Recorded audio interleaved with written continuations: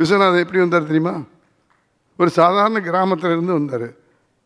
ஒரு நீலகண்ட சாஸ்திரின்னு ஒருத்தர் பாடம் நடத்துகிற வித்வான் வீட்டில் போய் வாசப்படியில் பணம் கொடுத்து சேர்றதுக்கு வாய்ப்பு இல்லை.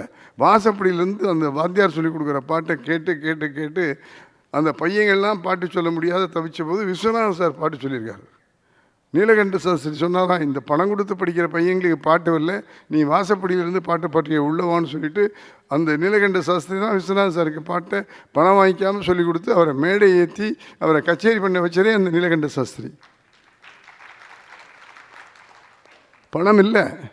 அதுக்கு பிறகு நான் நடிக்கிறேன், சினிமாவில் சேர்றேன், இசையமைக்கிறேன்னு சொல்லிட்டு கோயம்புத்தூரில் ஜூபிட்டர் பிக்சர்ஸில் வந்து சேர்ந்து அங்கே மியூசிக் டைரக்டர்ஸ்லாம் இருக்கிற இடத்துல ஒரு எடுபடி பையனா காஃபி, அந்த மியூசிக் டைரக்டர்லாம் காஃபி வாங்கி கொடுக்குற பையனை அங்கே வேலைக்கு சேர்ந்து அவங்க என்ன செய்கிறாங்க எப்படி செய்கிறாங்கங்கிறது அங்கே இருந்துக்கிட்டே கற்றுக்கிட்டு அதன் பிறகு எஸ்எம் சுப்பையா நாயுடு ஒரு டியூனுக்கு பாட்டுக்கு டியூன் போட முடியாமல் தவிச்சுக்கிட்டு இருந்த போது இவர் டியூன் போட்டு கொடுத்துருக்காரு அவருக்கு, எஸ்எம் நாயுடுக்கு, சுப்பையா நாயுடுக்கு.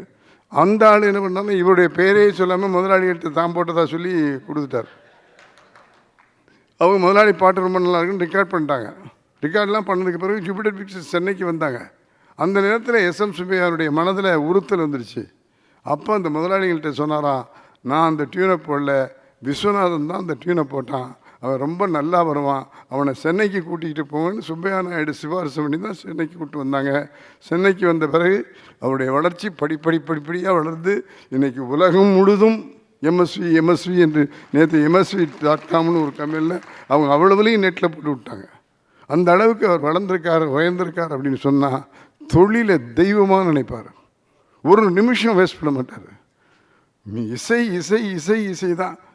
அப்படி இருந்ததுனால தான் இன்றைக்கி நம்ம அவரை போட்டிக்கிட்டு இருக்கிறோம். அந்த சுப்பையா நாயுடு இருந்தார்.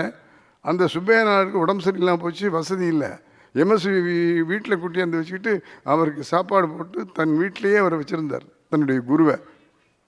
அவர் அந்த இறந்து போன பிறகு அவருக்கு கொள்ளி வச்சவரும் MS விஸ்வநாதன். குருவுக்கு செஞ்ச மரியாதை அது. இதை ஏன் சொல்கிறேன் அப்படின்னா, அந்த நன்றியை மறக்காதவர்கள்